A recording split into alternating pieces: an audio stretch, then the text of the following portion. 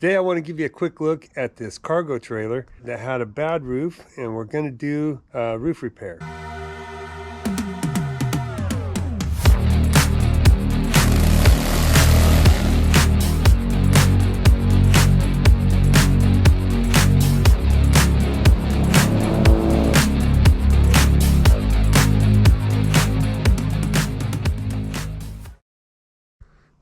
Hello family, Dr. Ross here. Welcome back to the channel. Today I want to give you a quick look at this cargo trailer that we got. It was almost a total loss because the roof had failed and previous owner let it get pretty wet inside and all of the plywood completely rotted out of it and the roof was no longer savable. It was this type of TPO or PVC fabric roofing that goes over plywood, and since it had failed, there was complete rot inside. I'm really sorry that I lost the before pictures. It was really mayhem inside. All the plywood had disintegrated, and the demo was a big part of the job. After we got all the demo done, got rid of all the old rotten plywood and mold, and the old fabric roof, and all of the gooey roof patch and sealer that was in all the seams, and we cleaned all that up.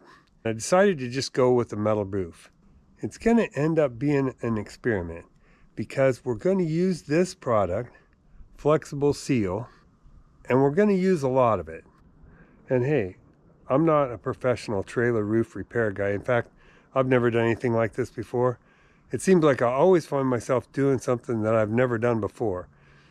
I know that you can buy a new kit and do PVC or TPO fabric roofing, but we're going to do it the cowboy way. We sourced some stainless steel 4x8 sheeting, and we got some thin plywood 4x8 sheets, and we're just going to put a new roof on it, all metal, and then we're going to use this flexible seal product to completely seal all the seams, and we'll see how it goes. These side corners are aluminum, and they're screwed onto the body. The front has a fiberglass nose. The previous owner had reinforced the floor because it had gotten all wet and just tried to patch the roof.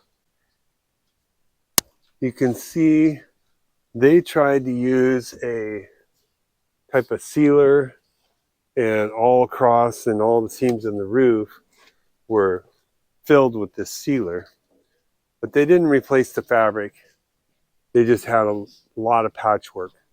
This was built with these steel frames, and there is wood inside the channel. And then on top of that was plywood, and then they had the PVC fabric. The plastic or PVC fabric went under the edge here, and there was a lot of sealer, and then on top of, and it was laid on top of plywood. These roof spars were filled with oak, but it was completely rotten. Now I had cedar.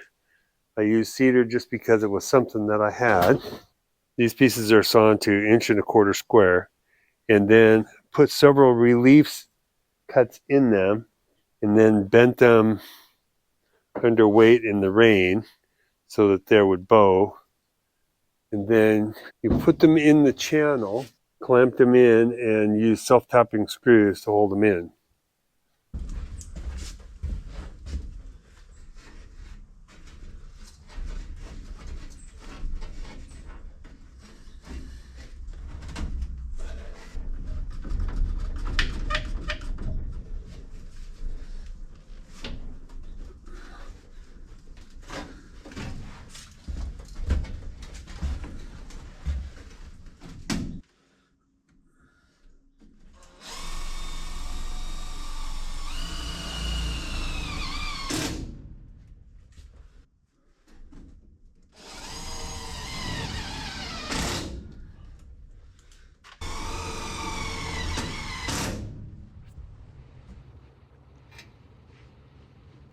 Okay, now the final rafter is up under the fiberglass nose piece.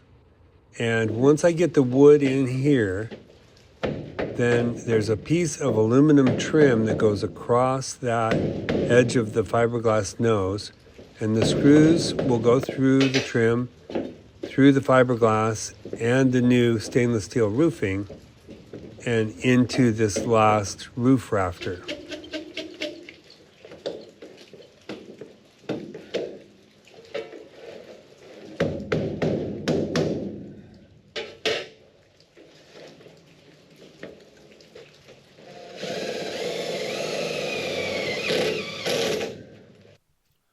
All right, so after rust treatment, new wood inserts in each of the rafters and all new plywood top,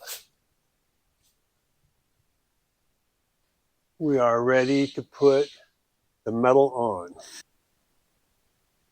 As I cut the plywood panels to cover the roof, I use 3 4x8 sheets of very thin plywood. And the plywood just tucks right underneath this lip here, as will the metal where the fabric was before. And then we'll screw it down and seal everything. Each panel got a little shorter as we went forward. Somehow the front of the trailer is about 3/4 of an inch narrower than the back. The measurement at the back from one side to the other got narrower as we went forward. So the nose of the trailer is actually about 3/4 of an inch narrower. Not sure how much of a difference that makes, but that's the way it's built, so I had to be careful when cutting the panels. Made the same adjustment on the metal. As I'm cutting the metal sheeting, each panel as we go forward is about 1/4 of an inch shorter.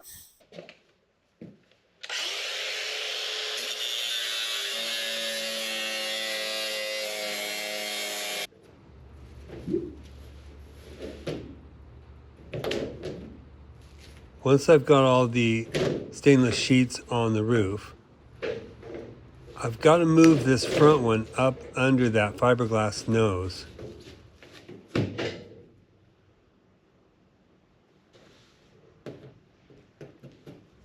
Now that I've got it between the side channels, I'm just going to work it up forward until the seam lines up and the front of it is underneath the fiberglass.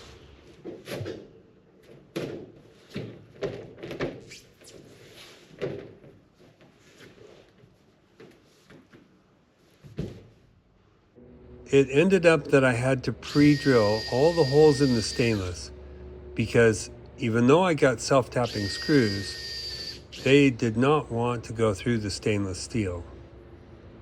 So we've got a little pilot hole for each screw in the stainless. Each of the 2 seams came out right on top of one of the roof rafters.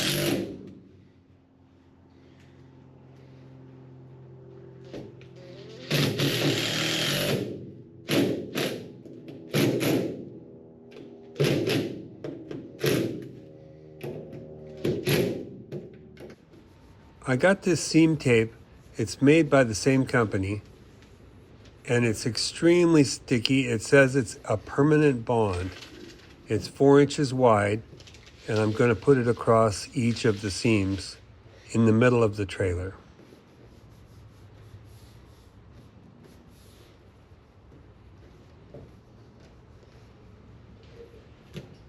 I have used this before, and it is nearly impossible to remove once it's good and stuck.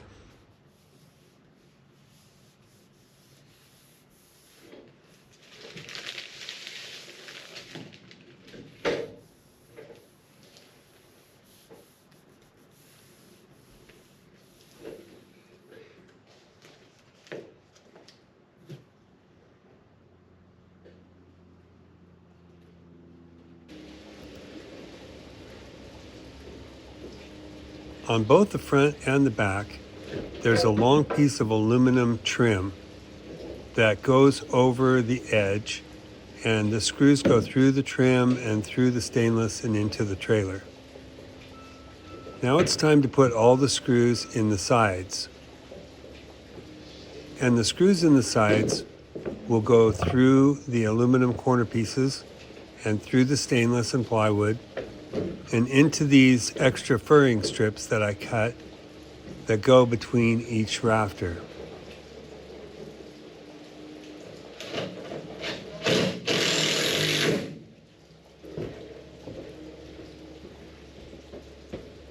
Without a helper to hold these extra furring strips, I've cut this extra piece of 2x4 and I can just kick it against the floor to hold the furring strip up in place.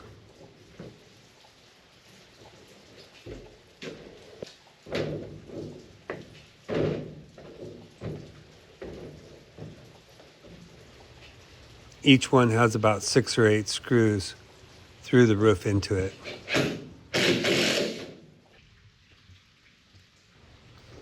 And that makes a pretty nice finished look on the inside.